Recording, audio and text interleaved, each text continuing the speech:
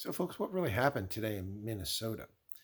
We saw President Trump arriving in Minnesota after rallies in Michigan and also in Wisconsin, where he had massive crowds. He arrived in Minnesota, and there was only 250 people. Now, the Trump campaign and President Trump blamed that on Minnesota's Attorney General Keith Ellison and the governor, both members of the Farmer Labor Party, both raging liberals. And he attacked both of them for saying that they were suppressing the vote by keeping approximately 25,000 people who'd gathered to come to this event from attending. Well, the counter call from both of those individuals is that the Trump campaign did not cooperate and give the right information to them. I'm inclined to believe that Waltz and Ellison did suppress the vote. Well, it backfired a major way.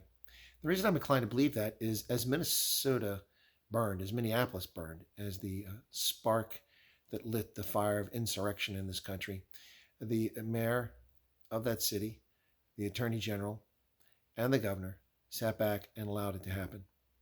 As homes and properties were destroyed, lives were disrupted, people put in bad situations, police stations looted, police pulled back. They did nothing. They allowed it to happen. They allowed it to continue. Unbelievable.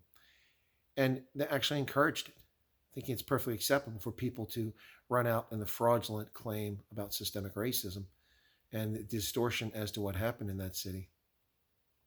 And they allowed it to happen. And that was okay in the midst of the Wuhan coronavirus COVID-19 scandemic, political hysteria. That was okay.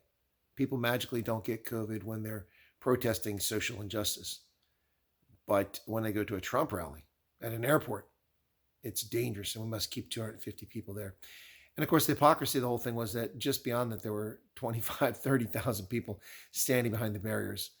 And so clearly, my inclination is to believe Trump and not Ellison or Waltz. Well, once again, the left thinks they're clever and their plans backfire on them.